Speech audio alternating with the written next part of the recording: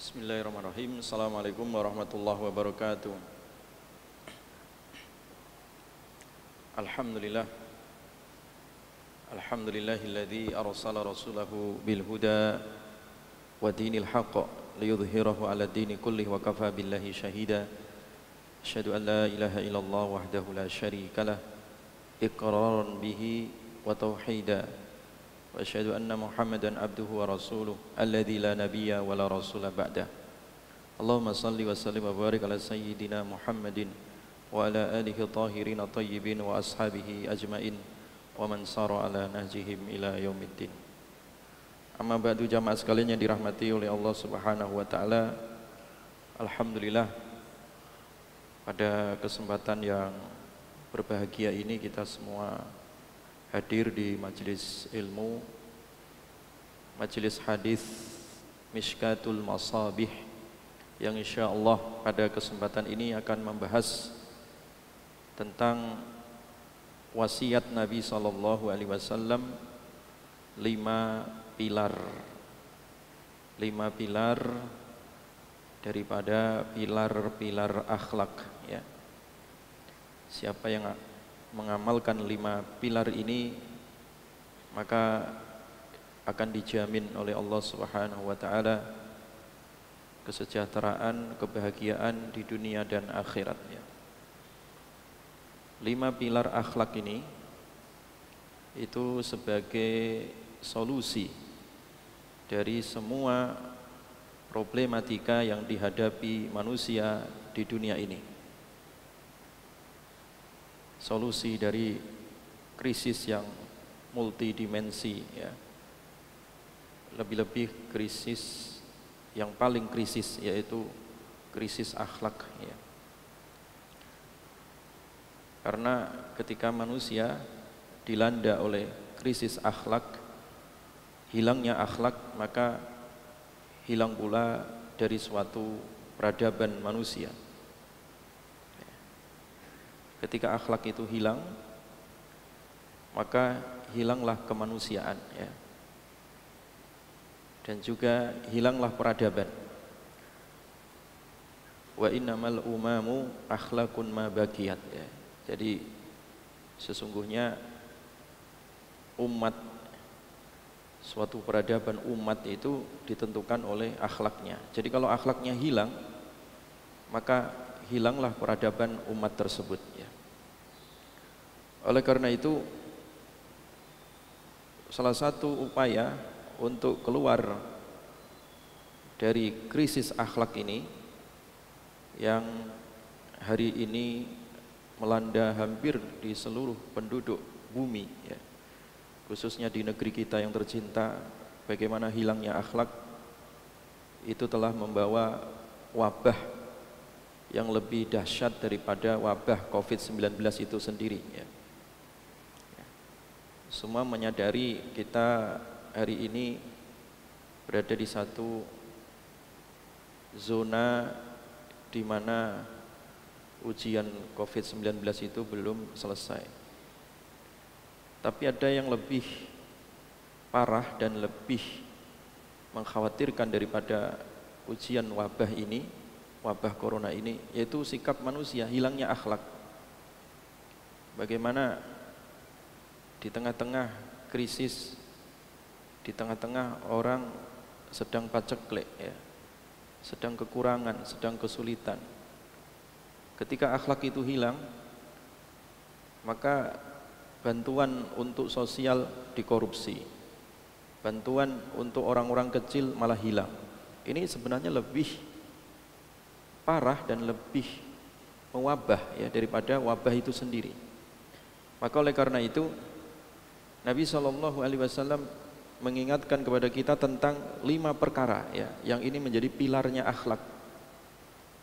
An Abi Hurairah radhiyallahu an, dari Abu Hurairah radhiyallahu an, qala Rasulullah sallallahu alaihi wasallam. Dari Abu Hurairah radhiyallahu an, Rasulullah sallallahu alaihi wasallam bersabda, man ya'khudhu anni haula'il kalimati fayamalu bihinna au yu'allimu man ya'malu bihin. Jadi Nabi SAW sampai membaiat para sahabat, siapa yang berani mengambil amanah dariku dari kalimat-kalimat yang akan aku ucapkan, kemudian dia mengamalkannya atau mengajarkannya. Jadi waktu itu Nabi SAW membaiat ataupun mengambil janji dari para sahabat, ya. Siapa di antara kalian yang berani? Di antara kalian yang berani untuk mengambil kalimat-kalimat ini, untuk diamalkan dan diajarkan. Qultu, aku berkata. Jadi Abu Hurairah itu sahabat yang sangat antusias, ya, sahabat yang sangat menginginkan kebaikan.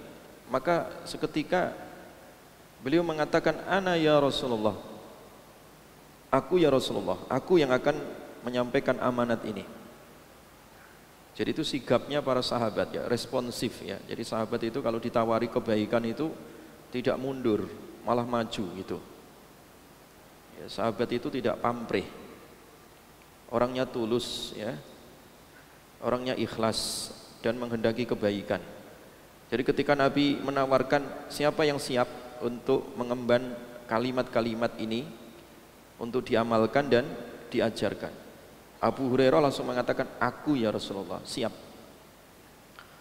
Fa akhadha yadi, kemudian Nabi sallallahu alaihi wasallam mengambil tanganku. Akhirnya tanganku dipegang oleh Rasulullah sallallahu alaihi wasallam, ya. Jadi tanganku dipegang oleh Rasulullah, fa'adda khamsan, ya. Kemudian tanganku dihitung oleh Nabi, 1, 2, 3, 4, 5. Ada 5 perkara ini. Jadi Nabi ingin menyampaikan 5 pilar ini sambil memegang 5 jarinya Abu Hurairah, 1, 2, 3, 4, 5, untuk menguatkan betapa pentingnya 5 ini. Yang pertama, pilar yang pertama kata Nabi, ittaqil maharim, jauhi perbuatan haram. Kamu jauhi maksiat, jauhi dosa, jauhi syubhat, perkara-perkara yang haram tinggalkan. Takun a'badan nas, kamu akan menjadi orang yang paling ahli di dalam ibadah di antara manusia ini. Jadi pesan 5 itu yang pertama kata Nabi, dimulai dengan cara meninggalkan maksiat atau tinggalkan perkara-perkara yang haram. Orang kalau sudah bisa meninggalkan perkara-perkara yang haram, ibadahnya jadi khusyuk, ya. Takun a'badan nas, akan menjadi orang yang paling ahli dalam ibadah, ya. Orang ahli ibadah itu bukan orang yang hanya paham syarat rukun ibadah, tidak. Karena terkadang orang sudah paham syarat dan rukun ibadah. Syarat sholat dia tahu, rukun sholat dia tahu. Tapi karena dia masih suka maksiat, maksiat itu menghilangkan kekhusyuan sholatnya, kekhusyuan ibadahnya. Padahal khusyuk itu adalah ruh daripada ibadah itu. Maka Nabi mewasiatkan, tinggalkan perkara haram, kamu akan menjadi ahli ibadah, ya. Jangan berharap kalau masih suka maksiat, suka melakukan dosa, ibadahnya khusyuk, itu tidak mungkin, ya. Sesuatu yang kontradiksi, ya. Maka kalau kepingin khusyuk, supaya menjadi ahli ibadah, dekat dengan Allah, yang pertama yang harus dilakukan, ittaqil maharim, tinggalkan maksiat. Ini pilar akhlak yang pertama, ya. Tinggalkan maksiat, ya. Karena maksiat itu dosa. Dosa itu menggelapkan hati, membuat hati sakit, membuat hati mati, membuat hati tertutup, ya. Dan bahkan dosa itu mengundang musibah, ya, mengundang bala, mengundang bencana, bahkan mengundang pandemi, itu dosa ya. Jadi pandemi itu salah satu penyebab utamanya itu bukan masalah virus ya, tapi masalah dosa sebenarnya ya. Virus hanya bagian kecil saja ya. Tapi penyebab utamanya itu dosa sebenarnya. Taun, wabah itu penyebab utamanya dosa. Ini yang harus dijelaskan kepada masyarakat. Ya, virus itu hanya bagian kecil saja, tapi inti daripada taun atau pandemi itu sebenarnya adalah dosa manusia. Makanya di dalam riwayat yang lain dijelaskan, manazala biqaumin balaun illa bidzambin wa ma rufi'a anhum illa bitaubah. Tidaklah suatu kaum itu dituruni wabah ya, kecuali sebab dosa. Dan tidaklah diangkat itu wabah kecuali sebab bertaubat. Makanya kalau saya ditanya, apa sih solusi pandemi COVID-19 ini? Sederhana, taubat ya. Bertaubat secara massal, bertaubat secara nasional, bertaubat secara mendunia itu, insya Allah wabah itu hilang ya. Orang terkadang dibikin pusing dengan hal-hal yang sifatnya teknis ya. Di tengah-tengah teknis itu masih aja hal-hal kendala ya, yang itu malah menyebabkan manusia menjadi stres ya. Padahal sebenarnya kalau manusia mau bertaubat tadi, meninggalkan dosa, Allah Subhanahu wa taala angkat dari musibah ya. Angkat dari malapetaka yang dialaminya. Wa ma asabakum min musibatin fabima kasabat aydikum wa ya'fu an katsir. Allah berfirman dalam surat Asy-Syura ya, ayat 30, tidaklah menimpa pada kalian satu musibah ya, satu wabah kecuali sebab dosa tangan kalian. Itu pun Allah masih kasih diskon, Allah masih mengampunkan, banyak ampunan dari Allah. Allah nggak maha pengampun, udah habis manusia ya, dimakan oleh wabah itu sendiri ya. Jadi tinggalkan maksiat kata Nabi ya, tinggalkan perkara yang haram, karena perkara yang haram itu mengundang bencana ya, mengundang taun ya, yang itu bahkan di dalam riwayat yang lain lam takun fi aslafihim alladzina madaw, bahkan terkadang itu yang namanya wabah itu selalu diperbarui, yang tidak pernah ada pada umat sebelumnya ya. Kayak COVID-19 ini kan nggak pernah ada terjadi di zaman sahabat Nabi, terjadi di zaman tabi'in, tabi'ut tabi'in ya, Bani Umayyah atau Bani Abbasiyah atau sampai generasi sebelumnya kan belum pernah ada ya seperti ini. Dan ke depan ya, wabah-wabah itu selama manusia masih gemar melakukan dosa akan diperbarui terus, diupdate wabahnya yang tidak ada pada generasi sebelumnya sebagai hukuman ya, ya supaya manusia itu bertaubat ya, kembali kepada Allah Subhanahu wa taala. Dan maksiat ini selain menutup hati ya, itu menjadikan manusia ya gelap di dalam kehidupannya.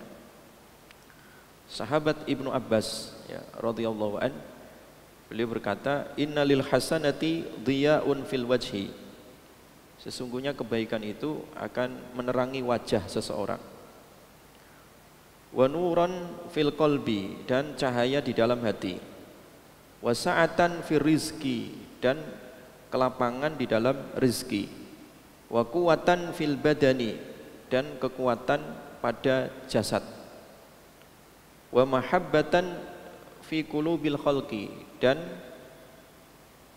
menjadi kecintaan ya, di dalam hati makhluk ya, dicintai orang banyak, itu kebaikan. Jadi kebaikan itu membuahkan kebaikan ya, baik secara kebaikan fisik maupun kebaikan metafisik ya, kebaikan batinnya ya. Demikian juga dosa, wa innalis sayyi'ah sawadan fil wajhi, dan sesungguhnya dosa itu menghitamkan wajah ya. Di wajah itu terasa gelap ya, sebab dosa ya. Wa dzulmatan fil qalbi, dan menggelapkan hati. Hati menjadi mati, ya. Wa dhiqan fi rizqi, dan menyempitkan rizki. Wa bughdhan fi qulubil khalqi, dan mendatangkan kebencian di hati makhluk. Jadi kalau ada orang kok dibenci banyak orang, itu menunjukkan banyak dosa, ya. Walaupun dia berupaya melakukan pencitraan atau melakukan upaya-upaya supaya dipuji orang, tapi selama dia melakukan dosa-dosa itu tetap aja makhluk manusia itu benci gitu. Beda dengan orang yang ahli ketaatan, walaupun diupayakan untuk dibenci, tetap aja manusia mencintainya gitu, ya, karena kebaikan akan melahirkan kecintaan makhluk, sementara dosa itu akan mendatangkan kebencian makhluk Allah. Tidak hanya manusia, jin dan tumbuhan, hewan pun ikut benci, ya, terhadap perbuatan dosa manusia ini, ya. Dan yang paling menyedihkan itu kalau orang melakukan dosa itu menghalangi ibadah, ya. Menghalangi ibadah. Orang tidak bisa bangun malam, ya, tidak bisa sholat tahajud, bukan berarti dia tidak mampu bangun. Dosa menghalanginya untuk bangun, ya, karena di siang hari dia maksiat dan tidak bertaubat, malamnya itu susah, atau terkadang terhalang sholat subuhnya, itu sebab dosa yang dikerjakan di malam hari atau di siang harinya. Makanya dosa itu menghalangi ibadah, ya. Dosa itu menghilangkan kekhusyuan di dalam beribadah, ya. Ya. Imam Ibnul Qayyim Al-Jauziyah rahimahullah, beliau mengatakan falau lam yakun lidzambi uqubah illa annahu yasuddu an ta'atin takunu badalah. Jadi kalau toh dosa itu, ya, ketika orang melakukannya kemudian dia tidak disiksa secara fisik, ya, tapi dia disiksa secara batin itu. Jadi kalau kita melihat orang-orang yang melakukan dosa, ya, kok aman-aman saja, itu kelihatan secara fisik saja, secara lahir, tapi secara batin dia itu tersiksa. Nah, siksaan secara batin itu balasan dari Allah, ya, uqubah, ya, hukuman dari Allah Subhanahu wa taala. Jadi orang melakukan dosa itu terkadang dibalas secara instan, ya, balasan musibah berupa fisik, ya, kelihatan, tampak mata. Nah, kalau tidak dibalas secara fisik yang tidak tampak dengan mata tadi, yakinlah orang pendosa itu dihukum oleh Allah secara batin, ya. Jadi secara batin dihukum oleh Allah. Jadi sebenarnya orang melakukan dosa itu menderita, ya, bukannya malah senang, tidak, ya. Orang melakukan dosa itu enggak ada yang senang, tidak ada, ya. Walaupun kelihatannya senang, ya, foya-foya, ya, bebas, ya, semaunya, ya, seenaknya, kelihatannya seperti itu, tapi secara batin dia tersiksa, dan lebih tersiksa lagi karena dia terhalang dari taat. Yasuddu an ta'atin takunu badalah, dia terhalang dari satu taat, ya, sebagai pengganti hukuman fisiknya, ya. Demikian juga wa yaqta'u tariqa ta'atin ukhra. Nah, terputus juga ketaatan-ketaatan yang lain, ya. Jadi orang itu kalau melakukan suatu dosa dia enggak kapok, enggak taubat, itu kebaikan-kebaikan yang ada di depannya itu terputus. Jadi jalan kebaikannya terputus. Itu sebuah hukuman, ya, dari Allah Subhanahu wa taala. Allah Subhanahu wa taala menghukumnya. Dan yang menyedihkan lagi kalau orang maksiat itu terhalang dari ilmu, ya, terhalang dari ilmu. Jamaah sekalian, ilmu sekarang itu menyebar luas sekali. Tapi banyak orang terhalang dari ilmu, ya. Ya. Ilmu sekarang terbuka, ya, dengan adanya, ya, perkembangan IT, perkembangan teknologi. Sekarang orang mau belajar ke Mekah secara online gampang. Orang mau belajar ke Madinah gampang. Mau belajar ke Mesir, mau belajar ke seluruh ulama-ulama dunia sekarang terbuka. Tapi pertanyaannya kenapa tidak masuk itu ilmu? Karena terkadang maksiat itu yang menghalangi ilmu. Orang tidak tertarik belajar. Orang malas belajar. Itu bukan masalah dia malas, tapi karena dosa. Ya, sehingga antusias untuk mencari ilmu itu rendah. Ya.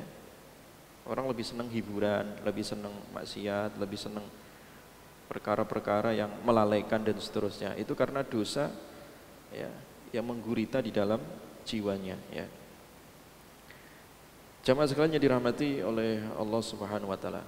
Oleh karena itu tadi yang pertama wasiat Nabi SAW kepada Abu Hurairah dan kepada kita semua. Jadi pegang ini sampai Nabi itu megang 5 jarinya Abu Hurairah. Karena Nabi mau wasiatkan 5 perkara tadi. Ya, jari yang pertama dipegang, kamu takwa kepada Allah ya, tinggalin maksiat, tinggalin dosa. Kalau kamu sudah bisa tinggalin dosa, maka kamu akan menjadi ahli ibadah ya. Menjadi a'badan nas, orang yang paling ahli ibadahnya dari sekian banyak manusia. Makanya kalau kepingin ibadahnya khusyuk ya, ibadahnya tentram ya, ibadahnya betah ya, kurangi dosa ya, kurangi dosa, dosanya dikurangin ya. Kalau orang sholat, ibadah, baca Quran sudah nggak enak rasanya, itu berarti terhalang oleh dosa ya. Orang baca Quran kok sudah nggak berpengaruh, nggak tertarik ya, malah tertarik hal-hal yang melalaikan ya, tertarik masalah gosip, masalah perkara-perkara yang menyibukkan, yang itu tidak ada manfaatnya, itu sebab telinganya ditutup tadi, ditutup oleh dosa ya. Nah kalau orang hatinya bersih ya, terbebas dari dosa tadi, maka ya, ibarat gelas kosong itu siap diisi air bersih ya. Maka kata Utsman radhiyallahu an ya, lau tahurat qulubukum ma syabi'at min kalami rabbikum. Kalau hati kalian bersih ya, suci, maka kalian tidak akan pernah kenyang dari membaca Al-Qur'an. Kalian tidak pernah kenyang ya, mendengar firman-firman Allah Subhanahu wa taala dibacakan ya. Kalau hati kalian bersih dari dosa tadi. Itu wasiat Nabi yang pertama ya, sebagai pilar akhlak ya. Ya. Maka saya rekomendasikan untuk revolusi akhlak itu pilarnya 5 ini, ambil dari hadis Nabi konsepnya ya. Dari Abu Hurairah ini ya. Tidak perlu mengambil pilar-pilar konsep ilmu dari barat ya, yang itu menyesatkan. Ambil aja pilar dari konsep Nabi yang 5 ini pilar akhlak ya. Bagaimana merevolusi manusia supaya kembali kepada akhlak yang benar. Yang pertama adalah tinggalin maksiat ya, tinggalin dosa. Sederhana teorinya ya. Yang kedua, pesan Nabi SAW, warudha bima qasamallahu lak takun aghnan nas. Wardo dan ridolah ya, ridho ya, ya. Berlapang dadalah ya, legowo ya, bima qasamallah ya, terhadap apa yang telah Allah bagi laka untukmu. Jadi kita nerima apa adanya, ridho terhadap ketetapan Allah, terhadap rizki yang telah Allah bagi-bagikan kepada kita. Kondisi apapun yang Allah berikan kepada kita patut disyukuri. Mau miskin mau kaya itu tidak terlalu penting. Tidak penting, itu ujian. Orang kaya juga ujian, orang miskin juga ujian ya. Orang kaya mati, orang miskin juga mati ya. Sama sih sebenarnya ya. Cuma yang membedakan adalah sikap ya, afektifnya ya, sikap akhlaknya. Ridho atau enggak. Orang kaya kalau enggak ridho, tidak syukur ya, kekayaannya menjadi problem kehidupannya, menjadi azab ya bagi dirinya sendiri ya. Ya.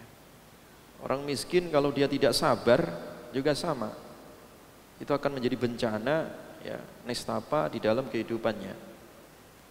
Makanya orang kondisinya kaya, miskin, sakit, sehat, kalau dia ridho ya terhadap Allah, takun aghnan nas, maka kalian akan menjadi orang yang paling kaya di antara manusia. Jadi kalau ditanya siapakah manusia yang paling kaya di dunia ini, bukan Bill Gates ya. Bukan Bill Gates ya. Bukan para miliarder, bukan ya. Bisa jadi mereka orang miskin karena tidak beriman. Bisa jadi mereka fakir karena sombong ya. Atau ketergantungan terhadap harta mereka ya.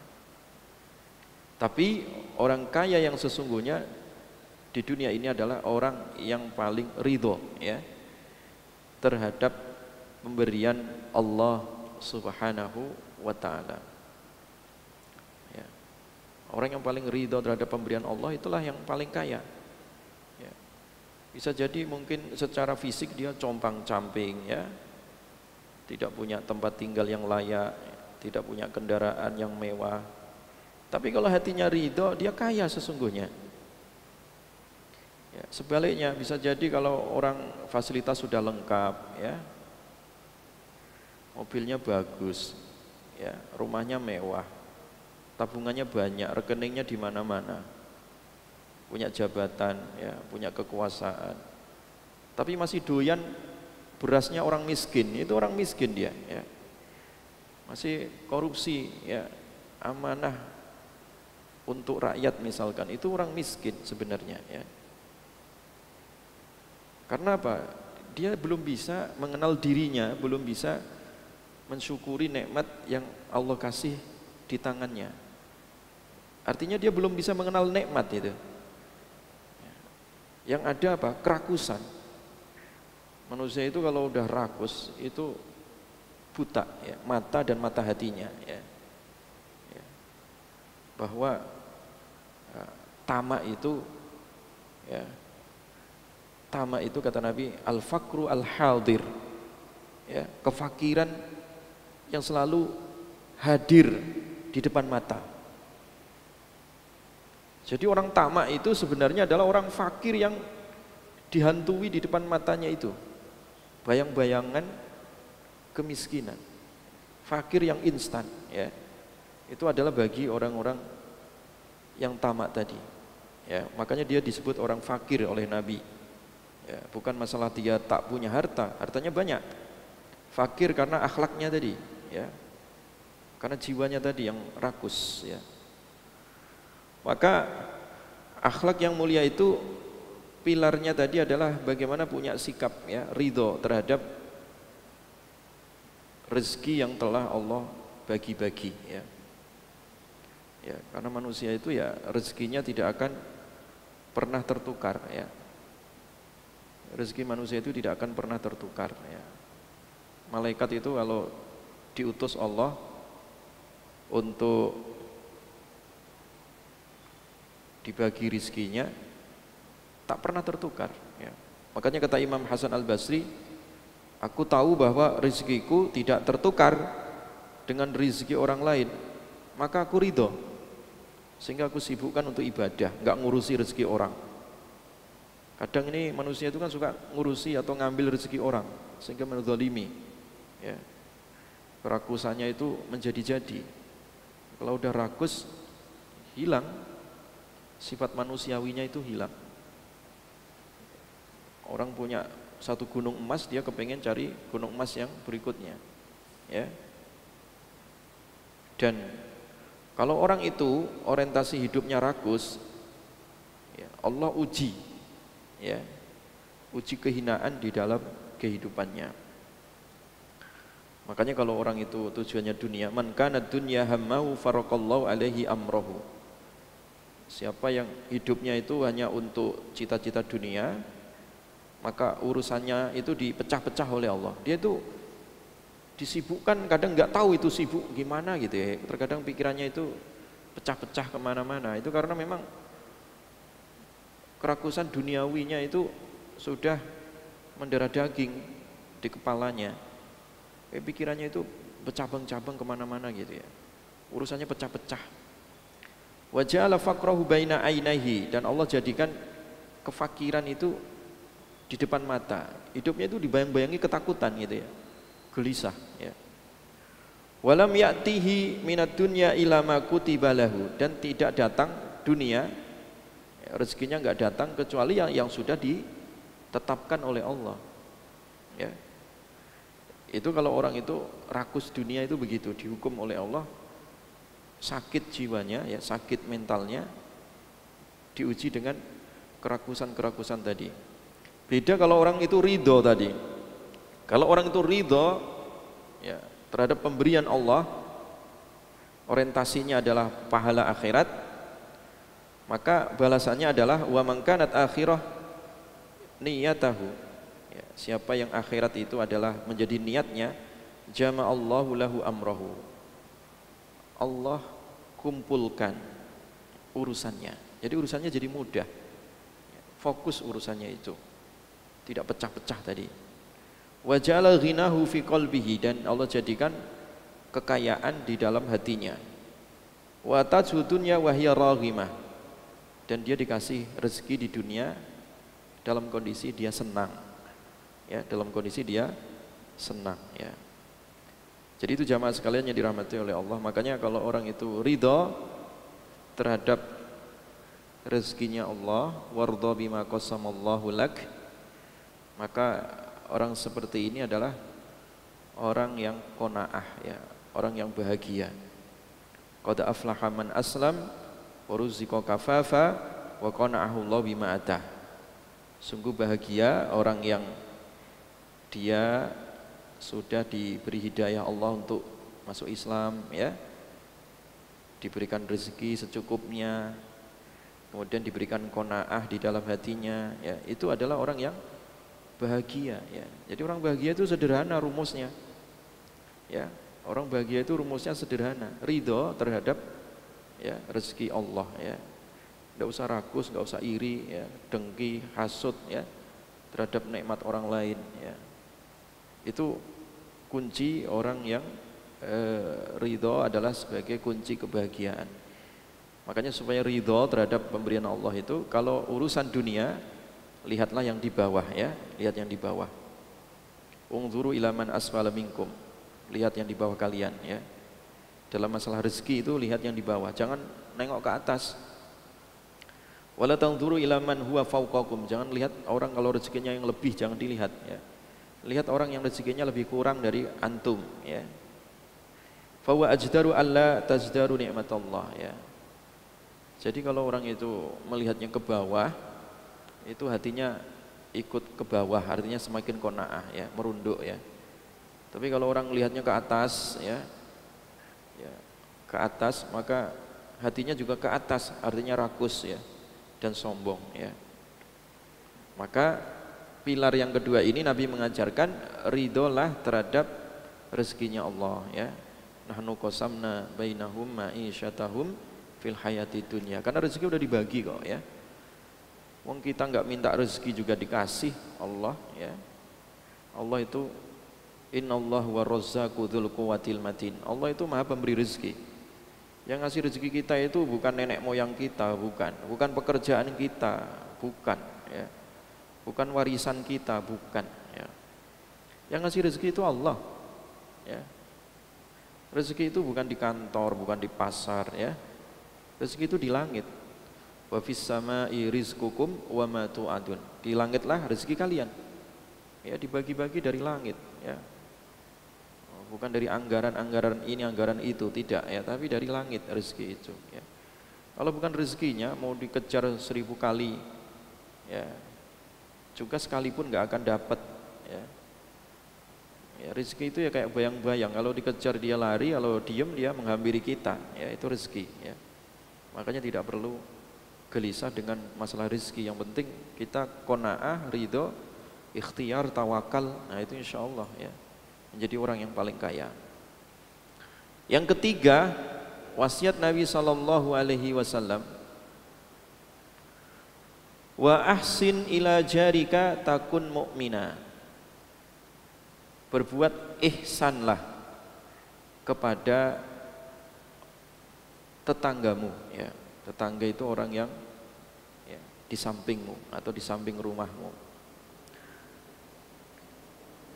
Jadi berbuat baiklah terhadap tetangga, takun mukminan, maka kamu akan menjadi orang yang mukmin sejati, ya. Jadi Nabi tadi mengajarkan konsep diri dulu, ya, kepribadian dulu, ya. Kepribadiannya ditopang dengan takwa, meninggalkan dosa. Kepribadiannya ditopang dengan sifat qanaah, ridho, ya.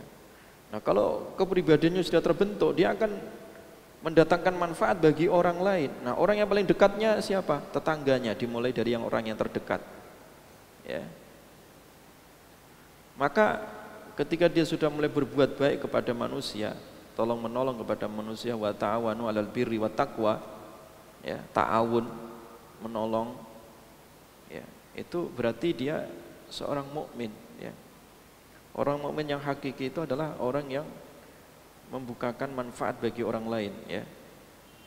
Membukakan jalan dari jalan yang buntu, bukan membuntu dari jalan yang sudah berjalan, tidak, ya. Mulai dari tetanggamu, ya, orang yang terdekat denganmu, ya. Muliakan, maka kamu akan menjadi orang mukmin, ya. Kalau orang dekatnya saja diganggu, bagaimana orang jauhnya, kan gitu logikanya. Makanya Nabi SAW mengingatkan, wallahi la yu'min, wallahi la yu'min, wallahi la yu'min. Demi Allah tidak beriman, demi Allah tidak beriman, demi Allah tidak beriman. 3 kali Nabi bersumpah. Qila wa man ya Rasulullah? Ditanyakan, siapa ya Rasulullah?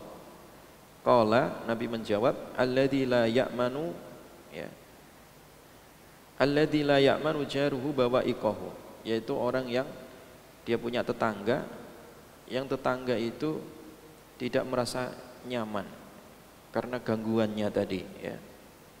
Ya, jadi kalau orang suka mengganggu, ya, ya, orang dekatnya aja diganggu, apalagi orang jauh, itu bukan orang mukmin. Makanya orang mukmin itu yang menunjukkan akhlak tadi, dia suka berbuat baik, bukan suka berbuat gaduh, ya. Tidak suka membuat kegaduhan. Kalau udah gaduh itu dia bukanlah seorang mukmin, ya. Karena orang mukmin itu tidak suka berbuat gaduh, ya. Dia suka menolong dan suka berbuat baik, ya. Suka menolong dan suka berbuat kebaikan, ya. Takun mukminah, ya. Kamu akan menjadi orang mukmin, ya. Kemudian wasiat yang keempat, ya. Wasiat yang keempat, wahibba linnasi ma tuhibbu linafsika takun muslima. Wahibba linnasi, dan cintai manusia, ya, ma tuhibbu linafsik, sesuai apa yang kamu mencintai dirimu sendiri. Takun muslima, kamu menjadi seorang muslim, memiliki kepribadian muslim. Jadi miliki sifat empati dan simpati, ya. Ya. Jadi miliki sifat empati, mencintai orang lain seperti mencintai diri kita. Artinya apa? Kalau kita ini nggak mau diganggu orang, ya jangan ganggu orang, ya. Karena orang lain juga nggak mau diganggu. Kalau kita ingin dibaiki sama orang lain, kita juga harus berbuat baik sama orang lain. Kalau kita ingin mencintai, ya, atau dicintai, maka cintailah orang lain. Nah gitu, ya. Nah seperti itu. Jadi jangan manusia itu egois, ya. Tidak punya sifat empati tadi. Atau bahkan kalau orang mukmin, orang muslim itu senantiasa memiliki sifat empati tadi. Ya, empati itu artinya mendahulukan kepentingan orang lain, ya, daripada kepentingan pribadi. Jangan sebaliknya, mengorbankan kepentingan publik, kepentingan orang banyak demi kepentingan pribadi. Ya, saya kadang sedih mendengar berita barusan, ya, bagaimana di tengah-tengah pandemi, ya, bantuan-bantuan untuk orang-orang yang terlantar, orang-orang yang cacat, orang-orang miskin, orang-orang yang kena PHK, orang-orang yang terputus, ya, ekonominya, ya, orang-orang yang sakit, ya, berdampak COVID. masih disunat, dipotong. Itu saya aduh miris melihatnya, dengernya itu gak tahan gitu ya. Kok tega gitu ya. Ya. Bagaimana mengorbankan hajat orang banyak demi kepentingan pribadi ya. Jangan kita menyakiti orang dengan perilaku kita ya, yang tidak menunjukkan sifat empati, simpati. Orang lagi susah kita malah ketawa-ketawa. Orang lagi susah malah kita foya-foya. Itu jangan sampai terjadi. Itu bukan orang muslim ya. Orang muslim itu kalau dia punya sifat empati, simpati sama hajat orang banyak ya, masih punya sifat belas kasihan gitu ya. Bukan orang yang tega gitu ya. Bukan orang yang egois demi kepentingan pribadi atau golongannya ya, mengorbankan hajat banyak orang. Itu bukan orang muslim. Kalau orang muslim kata Nabi, cintai ya manusia sebagaimana kamu mencintai dirimu sendiri. Itu muslim. Artinya apa? Inilah sebenarnya kepribadian muslim gitu ya. Bukan orang muslim itu malah mengganggu hajat orang banyak ya, bukan malah menafikan manusia ya. Orang muslim itu lebih humanis daripada humanisnya orang-orang barat yang mendakwakan katanya cinta terhadap hak asasi manusia. Orang muslim lebih daripada itu ya. Karena orang muslim itu mendahulukan orang lain daripada dirinya sendiri. Wa yu'thiruna ala anfusihim walau kana bihim khassasah ya. Jadi mendahulukan orang walaupun dirinya butuh gitu ya. Kemudian wasiat yang terakhir. Wasiat yang terakhir, Nabi SAW mewasiatkan wala tuksiri ad-dhahik. Jangan banyak ketawa. Jangan banyak ketawa. Jadi tertawa itu boleh ya, hanya sekedarnya itu boleh ya. Makanya tertawanya Nabi itu ya kayak orang tersenyum gitu ya. Menunjukkan tertawanya Nabi itu ya dalam batas yang sah ya, tidak melampaui batas ya. Ya, makanya tertawanya Nabi itu ya kayak orang tersenyum. Ya orang itu butuh tertawa juga ya, namanya manusia ya, ada nangis, ada tawa. Tapi yang dilarang itu kalau overdosis ya, melampaui batas. Jangan perbanyak tertawa ya. Malah kadang orang itu ya, di masa-masa susah ini cari hiburan yang bikin ketawa atau yang mengocok perutnya ya. Itu keliru ya. Ya. Harusnya banyak muhasabah diri ya. Untuk menghibur diri itu dengan cara muhasabah, bukan dengan banyak ketawa ketiwi ya. Karena ketawa ketiwi itu, banyak tertawa itu bisa mematikan hati. Fa inna kasrata dhahika, fa inna kasrata ad-dhahik. Karena sesungguhnya banyak tertawa itu tumitul qalba, mematikan hati. Jadi banyak ketawa itu ternyata tidak bagus ya.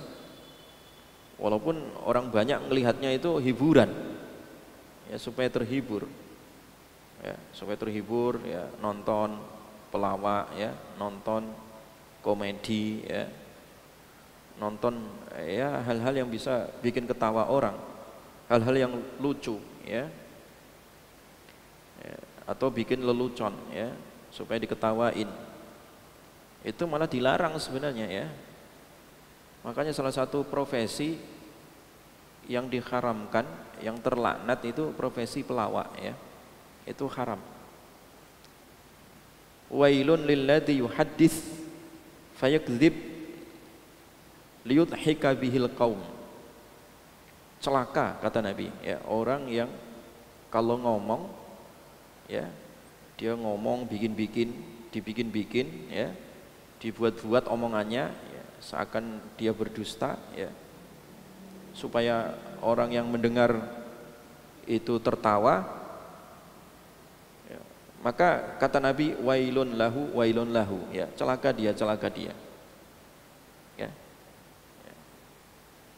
Jadi bikin tayangan atau bikin apa saja yang bikin lucu gitu ya, atau bahasa youtubernya namanya ngeprank ya, itu nggak boleh juga ya, ngeprank kemudian bikin hal-hal yang supaya diketawain gitu ya, tujuannya menghibur, itu tidak boleh ya, itu haram.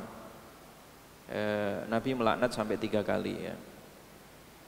Tapi yang unik itu ya orang seneng gitu ya, karena seneng maka followernya banyak itu ya. Yang ngeprank itu malah banyak pengikutnya, jutaan itu ya. Jutaan pengikutnya itu malah ngetop ya, banyak sekali ya. Maka Nabi mengingatkan itu bisa mematikan hati ya. Ngeprank, ngelawak, ngelucu ya. Dan itu bertentangan dengan moral ya, akhlak yang mulia ya. Ya. Jadi jangan orang itu banyak tertawanya, karena ketawa itu akan mematikan ya, mematikan ya, hati. Dan banyak tertawa itu menyebabkan mubazir ya, waktunya ya, mubazir ya, biayanya dan seterusnya ya, umurnya sia-sia dan seterusnya ya. Ya, karena Nabi mengajarkan supaya orang itu serius ya, orang itu supaya mujahadah ya di dalam ketaatan ya, bukan malah lalai di dalam hal-hal yang kurang bermanfaat ya. Walladzina jahadu fina lanahdiyannahum subulana, karena orang yang mujahadah akan diberikan jalan menuju Allah Subhanahu wa taala. Jadi itulah 5 ya, 5 pilar ya, bagaimana kita merevolusi akhlak manusia supaya menjadi satu peradaban ya, manusia ya, yang diridhoi oleh Allah Subhanahu wa taala, menuju perbaikan ya. Pilar yang pertama tadi, tinggalin maksiat ya, tinggalkan maksiat, maka kalian akan menjadi orang yang paling ahli ibadah dari antara manusia. Yang kedua, ridho ya, ridho, qanaah terhadap pemberian Allah, maka kalian akan menjadi orang yang paling kaya di antara manusia. Yang ketiga, berbuat ihsan ya, kepada siapa saja, khususnya kepada orang yang terdekat ya, sebelum kepada orang yang jauh, maka kamu akan memiliki kepribadian seorang mukmin ya. Yang keempat, miliki sifat empati, simpati, cintai manusia seperti mencintai diri kalian sendiri, maka itu kepribadian seorang muslim. Dan yang terakhir, jangan menyia-nyiakan umur ya, waktu, biaya dengan hal-hal yang kurang bermanfaat, dengan cara memperbanyak tertawa tadi, karena itu mengeraskan hati. Tertawa itu, banyak tertawa bisa mengeraskan hati. Nah, saking pentingnya 5 pilar ini, Nabi sampai membaiat atau ya, memegang ya, jari-jari atau tangan Abu Hurairah tadi itu, supaya betul-betul ini kalimat amalkan atau ajarkan, amalkan atau ajarkan. Oleh karena itu saya bacakan hadis ini sebagai pilar ya, dari akhlak manusia, maka untuk diamalkan ya, kita amalkan dan juga disampaikan, diajarkan kepada manusia supaya peradaban akhlak ini ya menjadi sebuah ya, ya slogan ya, di dalam kehidupan dan di dalam membangun peradaban, membangun diri sendiri, keluarga, masyarakat, bangsa maupun negara. Wallahu a'lam bissawab. Yang insyaallah kita lanjutkan kembali kajian kitab Mishkatul Masabih ya, yang mudah-mudahan bermanfaat ya. Kita ikuti terus insyaallah setiap pekan ya. Subhanakallahumma bihamdika asyhadu an la ilaha illa anta astaghfiruka wa atubu ilaik. Assalamualaikum warahmatullahi wabarakatuh.